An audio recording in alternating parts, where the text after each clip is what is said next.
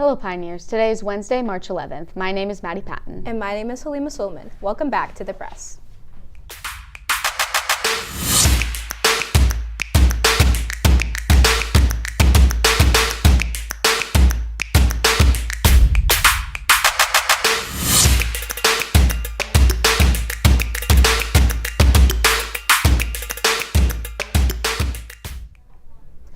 Starting out today's show, here's Sujita with more information on the severe storms that recently swept across parts of the Midwest. Sujita?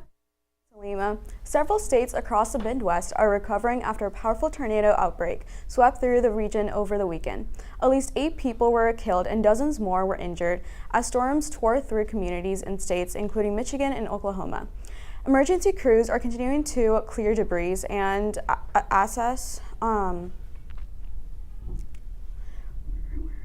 damage while thousands of residents work to restore power and rebuild homes. Meteorologists say the storm system produced nearly 20 tornadoes, some reaching wind speeds of up to 165 miles per hour.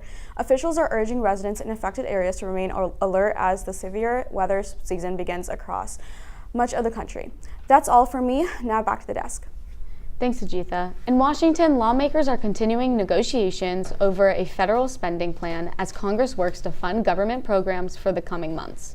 Congressional leaders say talks are ongoing as they try to reach an agreement on spending priorities and avoiding disruptions to federal services. The negotiations come as lawmakers debate funding levels for defense, border security, and domestic programs.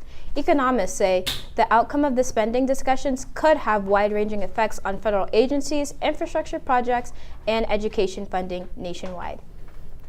In other national news, the U.S. Supreme Court is hearing arguments in several major cases this month that could impact how states regulate online platforms and social media companies.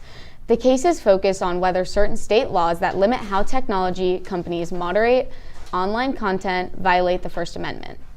Legal experts say the decisions could shape how online platforms operate across the country. The search for 84-year-old Nancy Guthrie continues as investigators review new leads in the case. Guthrie was reported missing from her home near Tucson, Arizona on February 1st, and authorities believe she may have been abducted. Investigators say the search has now entered its 5th week, while local law enforcement and FBI are continuing to analyze surveillance footage and follow up on tips from the public. Officials say the case remains active and they are hopeful that new information could help the investigation move forward. In other news, NASA says preparations continue for upcoming missions in its Artemis program, which aims to return astronauts to the moon and eventually support future missions to Mars. Engineers and astronauts are currently testing spacecraft systems and training for future lunar missions, planned later this decade. Scientists say the Artemis program could help establish a long-term human presence on and around the moon, while expanding international cooperation in science and space exploration. That's all for today, Pioneers. Keep up with current events by tuning in next Wednesday for more national news. For The Press, I'm Maddie Patton. And I'm Halima Sulman. Have a great rest of your week.